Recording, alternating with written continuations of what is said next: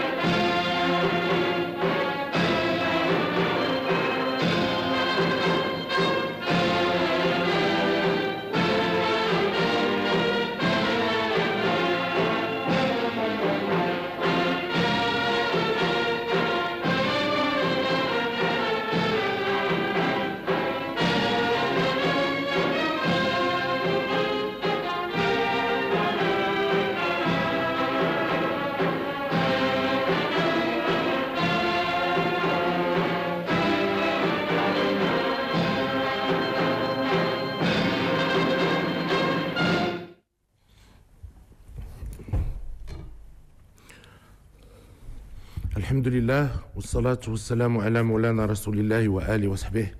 شعبي العزيز، نحتفل اليوم بالذكرى 38 للمسيرة الخضراء، ونحن أكثر عزما على مواصلة مسارها المتجدد بنفس روح الوطنية الصادقة والتعبئة الجماعية لصيانة الوحدة الترابية والنهوض بالتنمية الشاملة.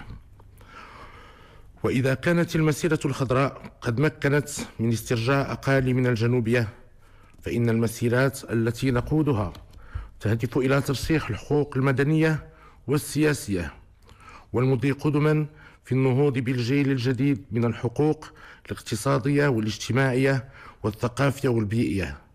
غايتنا تكريم المواطن المغربي وتمكينه من مقومات المواطنة الكاملة. وفي هذا الصدد فقد أقدمنا على مجموعة من الإصلاحات العميقة والأوراش الكبرى وفق منظور متدرج يراعي الخصوصيات الوطنية بعيدا عن الشعارات الفارغة الموجهة للاستهلاك الإعلامي وعن ردود الأفعال المتسرعة على التطورات والأحداث الوطنية والدولية. غير أن بعض الجهات والأشخاص يستغلون فضاء الحرية والانفتاح الذي ينعم به المغرب لأغراض باطلة وخاصة بأقاليمنا الجنوبية. وإن المغرب بقدر ما يحرص على التعاون والتفاعل الإيجابي مع المنظمات الحقوقية الدولية التي تتحلى بالموضوعية في التعامل مع قضاياه ويتقبل بكل مسؤولية النقد البناء، فإنه يرفض أن تتخذ بعض المنظمات في تقارير جاهزة بعض التصرفات المأزولة ذريعة لمحاولة الإساءة لصورته وتبخيس مكاسبه الحقوقية والتنموية. فهناك مثلا من يصدقون ظلما وعدوانا أي شخص يدعي أنه تم المس بحق من حقوقه أو أنه تعرض للتأديب، ولا يأخذون بعين الاعتبار أحكام العدالة بل وما يقوم به المغرب على أرض الواقع. فهل يعقل أن يحترم المغرب حقوق الإنسان في شماله ويخرقها في جنوبه؟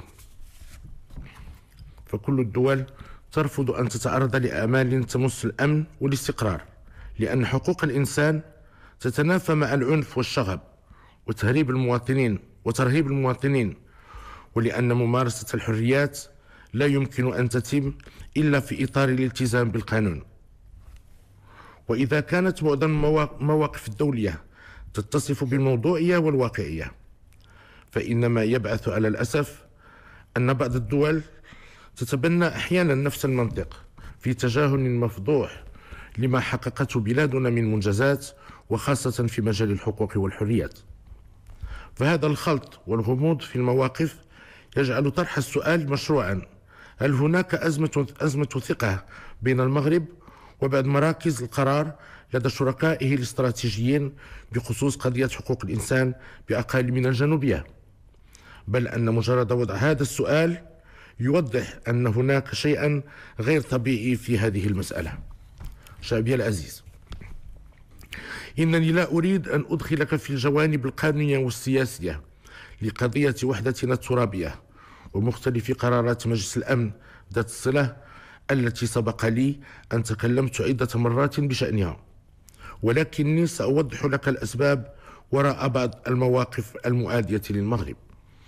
إن بعض الدول تكتفي موظفين بمتابعة الأوضاع في المغرب، غير أن من بينهم من لهم توجهات مؤادية لبلادنا أو متأثرون بأطروحة الخصوم، وهم الذين يشرفون أحيانا مع الأسف على إعداد الملفات والتقارير المغلوطة التي على أساسها يتخذ المسؤولون بعض مواقفهم.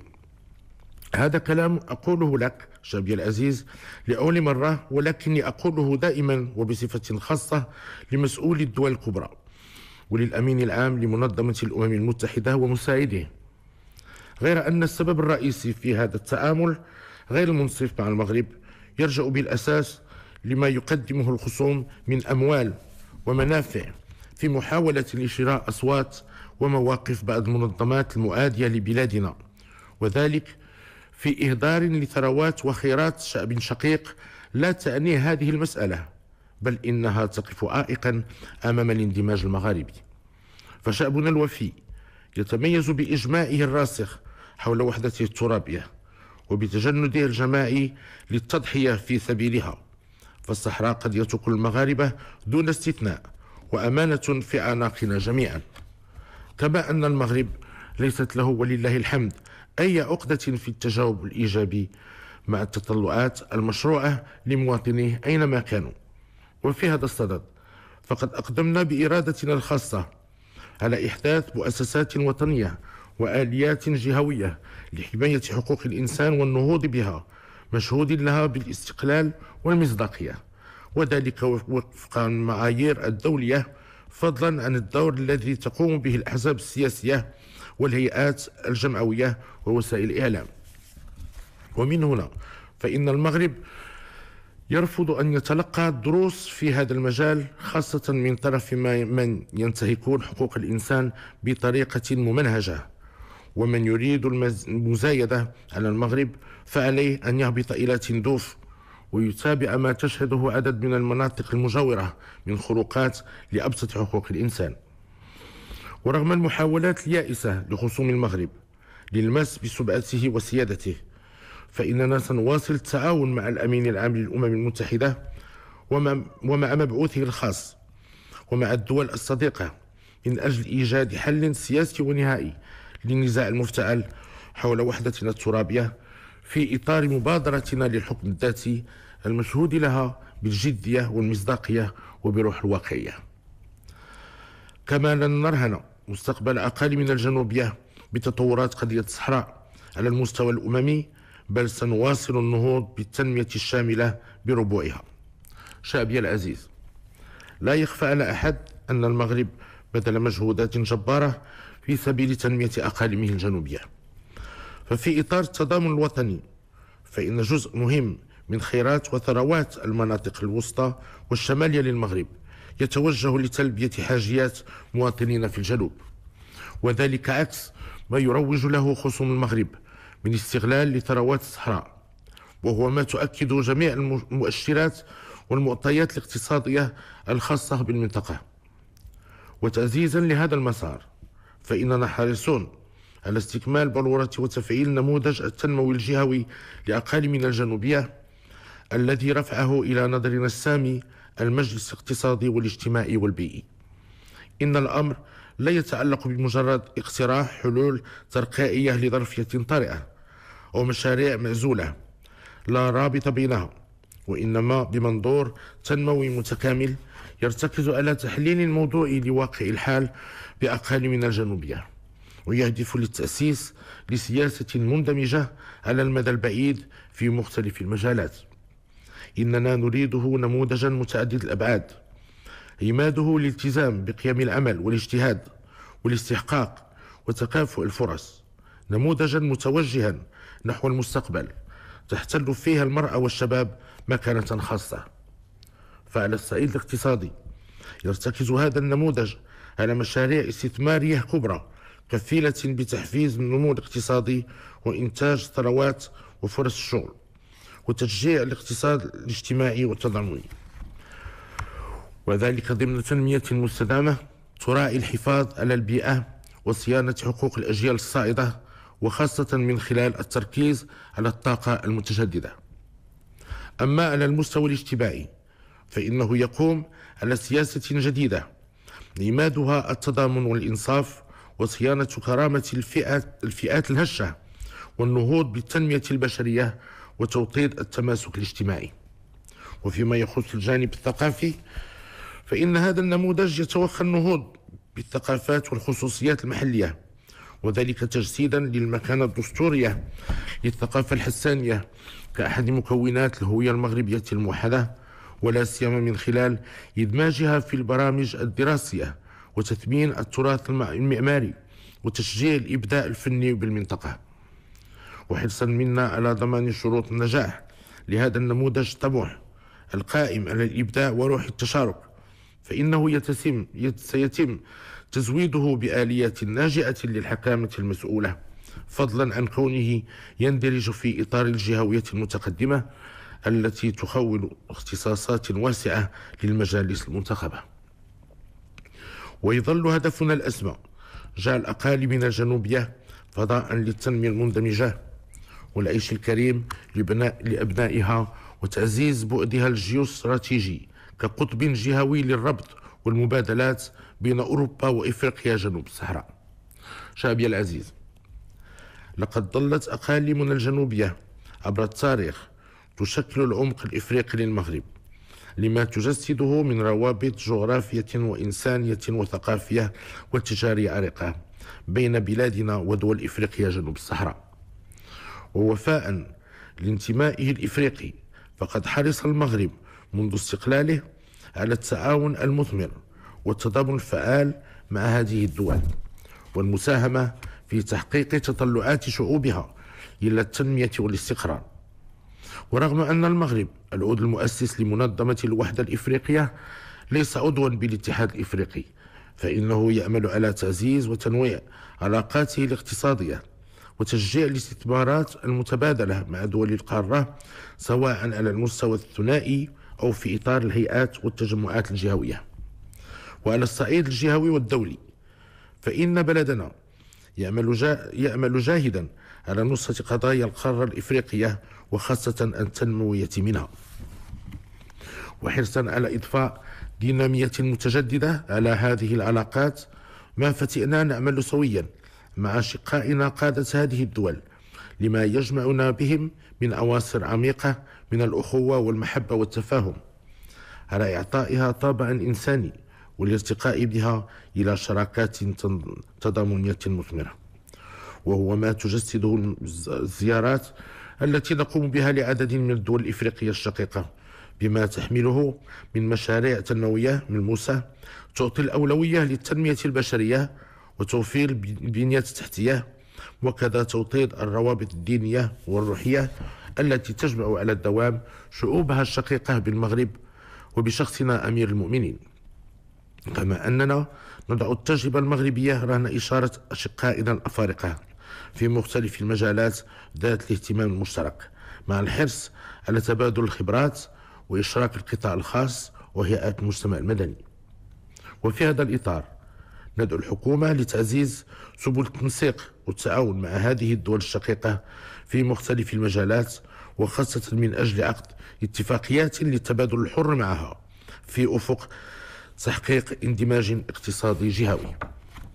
وبموازاة ذلك فإن بلادنا لم تدخر جهدا في سبيل إرساء السلم والاستقرار بمختلف مناطق القارة والمساهمة في حل النزاعات بالطرق السلمية والمشاركة في عمليات حفظ السلام برعاية الأمم المتحدة.